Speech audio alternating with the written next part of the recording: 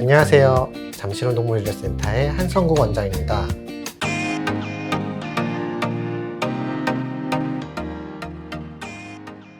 간단한 소화기 질환의 경우에는 구토, 설사, 식욕부진으로 내원하는 경우가 가장 많은데요. 보통 만성적으로 3주 이상 소화기 증상이 진행된 경우에는 평소에도 이제 복명, 배가 부글부글하는 소리가 계속 들린다든지, 지독한 방귀 냄새, 아니면 이제 속이 구토까지는 아니지만 속이 좀 메스꺼운 듯한 느낌으로 아이가 혀를 계속 낼름거리는 그런 증상을 호소하는 경우도 있습니다. 강아지들이 구토, 설사를 호소하는 가장 흔한 원인은 음식 알러지, 음식에 대한 불내성, 자기에 맞지 않는 음식을 먹었을 때 가장 흔하고요. 또 이제 장기간의 그런 구토, 설사, 소화기 증상이 지속되는 경우는 우리가 이제 흔하게 염증성 장질환이라고 부르는 만성 장병증, 그리고 그로 인한 단백 소실성 장병증, 그리고 뭐 결장염 이런 것들이 있을 수 있습니다. 그 외에도 이제 여러 가지 바이러스라든지 기생충 이런 것에서도 증상은 나타날 수 있고요. 지방 섭취가 많거나 좀 비만인 환자에서 많이 발생하는 췌장염 또한 강아지에서 구토 설사를 일으키는 가장 흔한 원인 중에 하나입니다.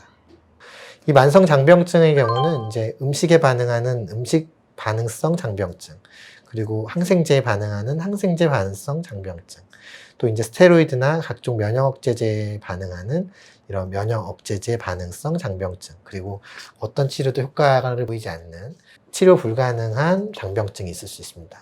이런 장병증이 지속되거나 또 장의 종양, 기생충, 여러 가지 이유로 인해서 장벽을 통해 단백질이 소실되는 질환 또한 존재하는데요.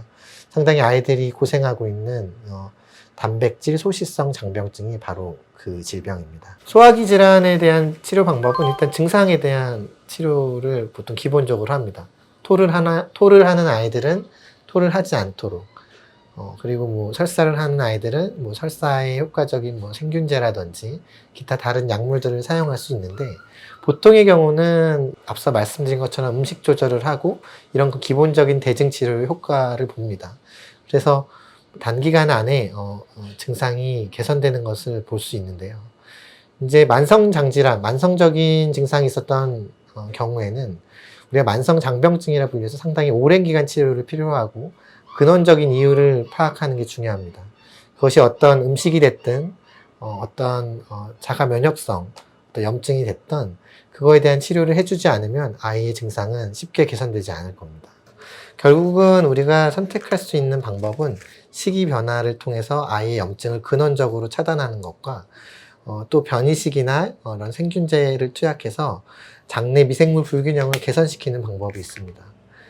유산균과 같은 프로바이오틱스는 이런 장내 미생물 불균형을 해소시키는 데는 좀 부족하기 때문에 잠실원 동물의료센터에서는 건강한 아이의 질환을 겪고 있는 아이에게 투약하는 변이식 방법을 사용하고 있습니다. 사람에서는 널리 쓰이고 있고 강아지에서도 이제 여러 질환에서 적용하고 있는데요. 실제로 많은 환자들이 이 변이식을 받고 개선되었고, 물론 완벽한 치료 방법은 아닐 수 있지만 현재 만성 장질환 환자에 있어서 치료가 잘 되지 않는 환자들에서는 상당히 좋은 반응을 보이고 있습니다. 소화기 질환은 우리가 조금만 신경을 쓰면은 초기에 모두 컨트롤할 수가 있습니다.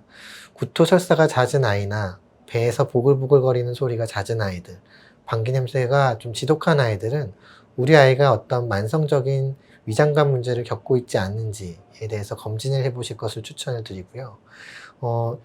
계속해서 반복해서 치료를 받고 있음에도 구토와 설사를 지속하고 있다, 혹은 식욕부진이나 방귀솜 냄새가 지속되고 있다면은 전반적인 검진, 그리고 잠실원 동물의료센터에 내원해서 보다 더 전문적인 치료를 받아보시는 게 어떨까 합니다.